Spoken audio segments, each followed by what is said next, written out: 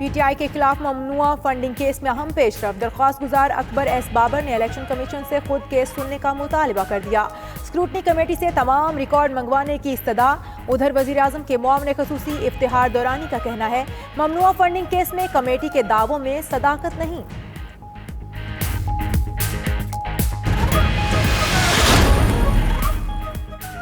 Foreign funding case का नया lollipop शुरू कर दिया गया। PTI की फंडिंग करने वाले तमाम पाकिस्तानी हैं। मुखालिफिन ने जाती मफाद के लिए इल्जाम लगाए। फयाजुल हसन चौहान की मीडिया से गुफ्तगू। मजीद बोले कि फंडिंग से मुतल्लिक रिपोर्ट बाकायदगी से इलेक्शन कमीशन को दी जाती है। इलेक्शन कमीशन किसी जमात पर पाबंदी नहीं लगा सकता। तो जो ही वो जेल की सलाखों से निकले तो उनका हशाश बशाश खुशगवार चेहरा ये बता रहा है कि उनको हर तरह की ये एक भाम है पूरे पाकिस्तान की। अब इतने दिन गुजर गए हैं तो बाहर के डॉक्टर्स की कोई अभी तक उस बीमारी के हवाले से हतमी रिकमेंडेशन कौम के सामने नहीं आई। नवाज शरीफ जेल में बीमार, बाहर जाते ही हशाश बशाश हो गए। बीमार के साथ वो सहूलतकार भाई गया जो खुद नैब और अदालतों को मतलूब है। अब इतने दिन बाद भी सियासी बीमारी पर इंटरनेशनल डॉक्टर्स की रिपोर्ट नहीं आई। फिरदौस आशिकवान ने नून लीग पर बरस पड़ी। मजीद कहा कि गैर मुल्की अकाउंट्स रखने, कारोबार और इलाज करवाने वाले फॉरेन फंडिंग केस में भी मुंह की खाएंगे।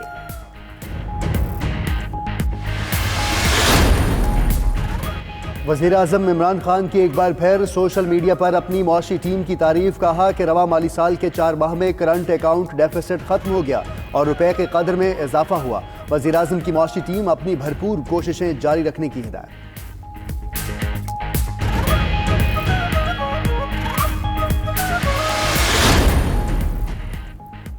खाने पीने की अशिया की कीमतों में इजाफा महंगाई बढ़ने की अहम वजह करार। स्टेट बैंक का कहना है महंगाई की रफ्तार अभी भी बुलंद सतह पर है। माली साल 2019-20 में महंगाई की शरह 11 से 12% तक रहेगी। करंट अकाउंट खसारे में कमी आना मुस्बत पेशरफ्त है।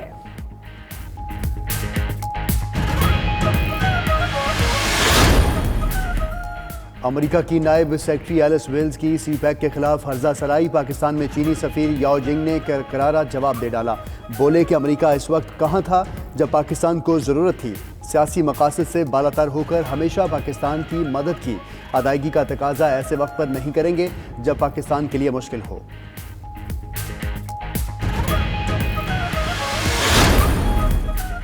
पिम्स अस्पताल के मेडिकल बोर्ड ने आसिफ जरदारी का तिबी मुआयना मुकम्मल कर लिया। अस्पताल ज़राए के मुताबिक साबिक सर की तबीयत न बदस्तूर नासाज। गुज़श्ता रात आसिफ अली जरदारी का शुगर लेवल और ब्लड प्रेशर नॉर्मल नहीं हुआ। रहनुमा PP राजा परवेज अशरफ ने आसिफ जरदारी के इलाज के लिए स्पेशल मेडिकल बोर्ड बनाने का मुतालिबा कर दिया।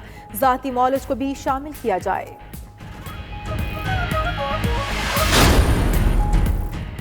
चीफ जस्टिस आसिफ सईद खोसा की सरबराही में पुलिस रिफॉर्म्स कमेटी का इजलास। सीनियर तरीन जज जस्टिस गुलजार अहमद की शिरकत। वफाकी सेक्रेटरी कानून डॉक्टर रहीम ऐवान, खसूसी कन्वीनियर्स के साथ 4 सूबों इस्लामाबाद और आज़ाद कश्मीर के IGs भी शरीक।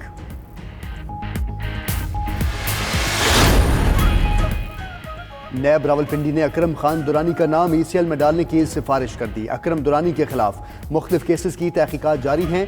खदशा है कि वो मुल्क छोड़ जाएंगे। नाम ECL में डाला जाए। नैब का वजारत दाखिला को खत।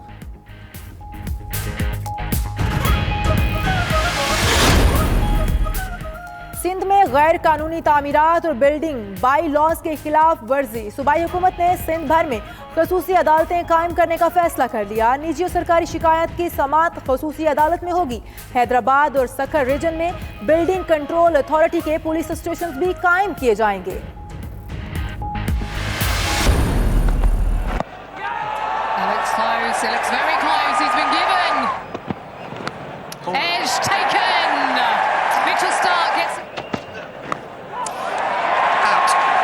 Steve Smith, you can't keep him quiet for too long.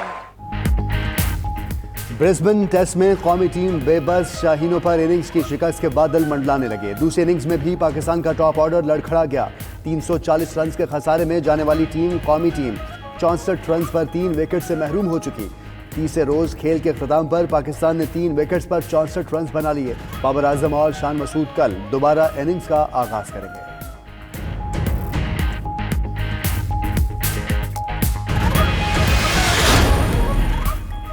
लफ्जों और जहानत के खेल में पाकिस्तानी बच्चे का बड़ा कारनामा। Junior world champion Syed Amad Ali ने इंग्लिश सरजमीन पर तारीख रकम कर दी।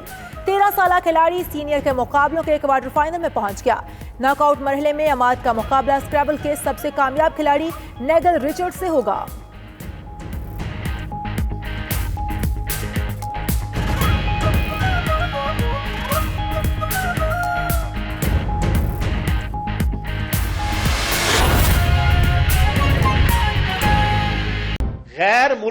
किसी गैर मुल्क से, गैर मुल्क की एम्बेसी से, गैर मुल्क की ऑर्गेनाइजेशन से, गैर मुल्क की एसोसिएशन से किसी किस्म की फंडिंग नहीं लेगी।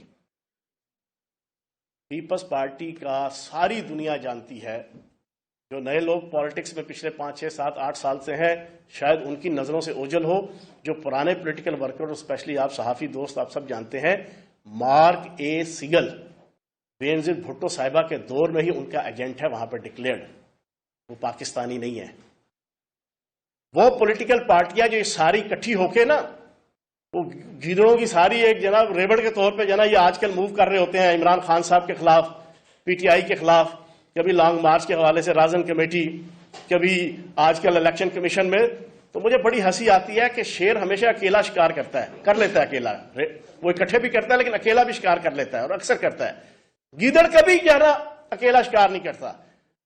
गीदड़ हमेशा रेवड़ की सूरत में जाना, जुत्थे की सूरत में जाना, वो जत्थे की सूरत में जाओ शिकार करते हैं। तो आजकल ये इलेक्शन कमीशन में पूरा राहजनों का टोला जाना, वो गीदड़ों का टोला इस तरह इकट्ठे होकर जाता है जैसे कि पता नहीं यहां से इसमें से क्या निकालेंगे। और अपने इनके करतूत और अपने हालात ये हैं इनके, इसी केस के हवाले से और फॉरेन फंडिंग के हवाले से, कि ये खुद सर से लेके पांव तक करप्शन के अंदर, फॉरेन फंडिंग और अपनी जो इनकी ऑडिट रिपोर्ट्स हैं उनके हवाले से ये गुनाहों से लुथड़े हुए हैं। अब मैं आपके सामने 2-3 फैक्ट्स रखूंगा। 2-3 फैक्ट्स हैं सिर्फ। पीपल्स पार्टी के हवाले से मैंने आपके सामने रख दी। तमाम दोस्तों को व्हाट्सएप पे जना मैंने ये सारा डॉक्यूमेंट जना वो सेंड कर दिए हैं, ताकि आपको आसानी से जना वो सारी कवरेज करने में भी, अपनी इलेक्ट्रॉनिक मीडिया की भी और प्रेस मीडिया की भी आसानी है। वो आपके वो जो मेरा वाला व्हाट्सएप ग्रुप है उसमें आ चुके हैं इस वक्त तक। मार्क ए सिगल जनाब आपका एजेंट है। फिर सबसे मजेदार बात यह है, पाकिस्तान की हिस्ट्री में पहली दफा पीटीआई ने और इमरान खान ने फंडिंग, पार्टी की फंडिंग, उसका आगाज किया। और ये तमाम सारी दुनिया में तरक्की याफ्ता माशरों में, तरक्की याफ्ता मुल्कों में इलेक्शंस जो है इंडिविजुअल भी और पार्टियां भी फंडिंग से जो है ना अपनी क्या वो लड़ती हैं। लेकिन यहां पर रवाज क्या था? यहां पे जागीरदारों, वडेरों, सरमायादारों और आले शरीफ और आले जरदारी, आले असफंद यार वली और जनाब आले मौलवी फजल रहमान साहब और इस तरह बाकी सारे लोगों ने, और जनाब इल्ताफ हुसैन साहब, इन लोगों ने एक माहौल बनाया हुआ था कि करप्शन करके, अदारों को लूट के, हुकूमतों के जरिए से पैसा लूट मार करके खुद भी खाओ, हमें भी खिलाओ। और इनका एक बड़ा मशहूर मिसाके जमहूरियत जो उन्होंने किया था, उसका नाम मैंने डाला हुआ है, राधा आओ मिलके खाएं आधा आधा। यह था मिसाके जमहूरियत। इस राधा आओ मिलके खाएं आधा आधा के तहत ये हराम की कमाई के जरिए से और अदारों को लूट के, बैंकों को लूट के ये इलेक्शन लड़ा करते थे।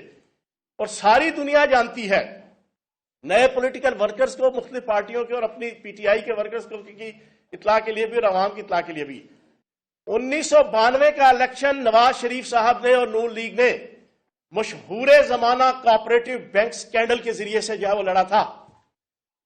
ये अभी भी नैब से लेके, एफआईए से लेके तमाम पाकिस्तान की एजेंसियों के पास सारी रिपोर्ट्स मौजूद हैं। सुप्रीम कोर्ट के अंदर भी केसेस चल रहे हैं।